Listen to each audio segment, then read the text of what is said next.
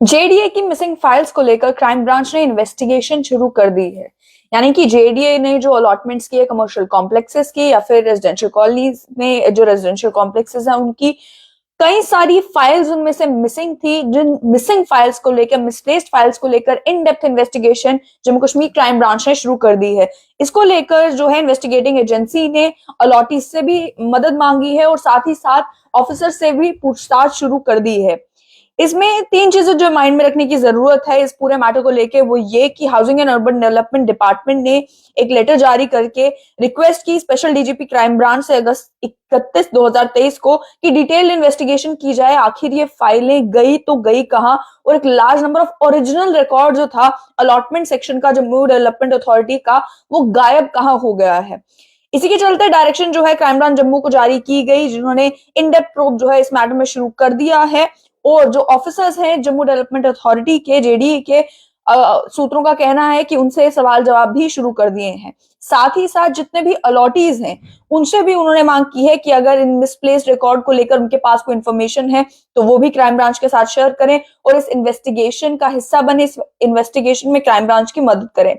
मामला ये कि अलॉटमेंट सेक्शन जो जम्मू डेवलपमेंट अथॉरिटी का है, जिसकी जिम्मेदारी है मेनली जो है जो अलॉटमेंट केसेस है रेजिडेंशियल प्लॉट की, कमर्शियल प्रॉपर्टीज की, लैंड पार्सल्स की, लैंड की, जमीन की, उन्हें अलॉट करना और पूरे प्रोसीजर को फॉलो करना। उसी अलॉटमेंट डिपार्टमेंट की large number of original files, like यानी कि ओरिजिनल अलॉटमेंट की जो फाइल्स हैं, पूरा रिकॉर्ड जो है कई सारे केसेस में मिसिंग है, जो कि एक बहुत ही संगीन मामला है। इसके चलते ये कहा गया कि बहुत सारे एप्लीकेंट्स या आम जनता जब जेडीए ऑफिस आती है, चाहे वो लीज होल्डर राइट्स को ट्रांसफर करने के लिए या अन्य किसी मामले में रिकॉर्ड चेक करने के लिए, तो उन्हें काफी परेशानी का सामना करना पड़ता है।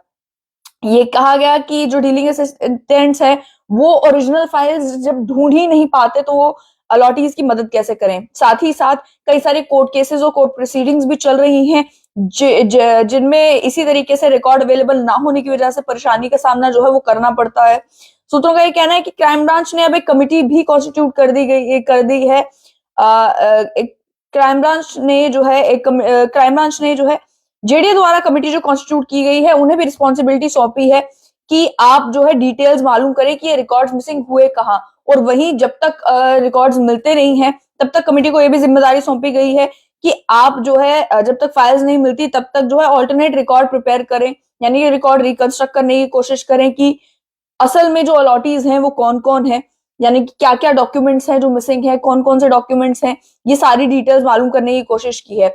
क्योंकि टाइम पीरियड अभी तक मालूम नहीं चल पा रहा, कमेटी ने अपनी रिपोर्ट में बताया था कि अलॉटमेंट के ये डॉक्यूमेंट्स मिसिंग हुए कब से हैं, इस वजह से रिस्पॉन्सिबिलिटी फिक्स करने में दिक्कत आ रही है कि कौन से ऑफिशियल से जेडीए के जो इन्वॉल्व थे इसमें, कौन से डीलिंग असिस्टेंट थे, कौन से एम्प्लॉयज थे जेडीए के अलॉटमेंट सेक्शन में जो काम कर रहे थे, जो इन्वॉल्व थे इन डॉक्यूमेंट के मिसप्लेस हो जाने में। क्योंकि कई सारे लोग तो अभी तक रिटायर भी हो चुके होंगे सर्विस से, लेकिन जब तक एग्जैक्ट टाइम पॉइंट ही नहीं मालूम चल रहा कि आखिर ये रिकॉर्ड जो है वो कब से गायब हुआ है, तो तब से ऑफिसर्स की रिस्पॉन्सिबिलिटी फिक्स करना भी मुश्किल हो जाता है। दूसरी बात, ये कमेटी ने ये भी रिकमेंड किया कि ऑल्टरनेट फाइल्स आप प्रिपेयर करें, कि जो मिसिंग और अनट्रेसेबल फाइल्स हैं आप एप्लीकेंट्स को अप्रोच करें, उनके पास जो ओरिजिनल डॉक्यूमेंट है उनसे मांगे, ताकि आप कम से कम एक ऑल्टरनेट रिकॉर्ड प्रिपेयर कर सके, आपके पास कुछ रिकॉर्ड तो मौजूद हो। इसके साथ साथ में जो कमिटी ऑफ ऑफिसर्स है उन्हें ये भी कहा गया कि आप रिकंस्ट्रक्शन मिसिंग रिकॉर्ड्स की करें और इंश्योर करें कि ट्रांसपेरेंसी का ख्याल रखा जाए, चेक्स एंड बैलेंसेस को फॉलो किया जाए,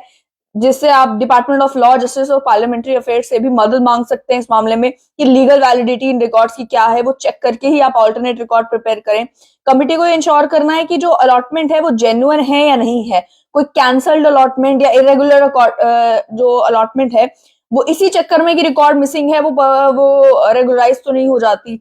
anti corruption bureau, crime branch में जो पेंडिंग इन्वेस्टिगेशन हैं उन सबको बारे में मालूम करने के लिए कहा है। और साथ ही में housing and urban development department ने जो अपने ऑर्डर में मेंशन किया है कि कमेटी जो है पब्लिक डोमेन में ये सारी डिटेल्स लाए, डिटेल्स, रिकॉर्ड्स, फाइल्स जो रिकंस्ट्रक्ट की गई है, ताकि अगर किसी को ऑब्जेक्शन है तो ऑब्जेक्शन भी फाइल कर सके। कमेटी को डायरेक्शन ये दी गई है कि आप हर महीने एक बैठक करें और हर महीने बैठक करने के बाद प्रोग्रेस चेक करें कि कितना रिकॉर्ड रिकंस्ट्रक्ट किया जा चुका है, और मंथली प्रोग्रेस जो है एडमिनिस्ट्रेटिव डिपार्टमेंट को भी शेयर करें। यानी कि मसला ये जेडीए की जो मिसिंग फाइल्स का था ये मसला आगे बढ़ता जा रहा है। क्राइम ब्रांच ने इन्वेस्टिगेशन शुरू कर दी है, ऑफिसर से पूछताछ शुरू कर दी है। साथ ही में जो housing and urban development department है उसने भी अपनी चिट्ठी में कह दिया है कि ऑल्टरनेट रिकॉर्ड प्रिपेयर किया जाए, जो अलॉटीज है उनसे ओरिजिनल डॉक्यूमेंट मंगवा के उन्हें वेरीफाई किया जाए कि सच में वो अलॉटी है या नहीं है। और ऐसे में जो है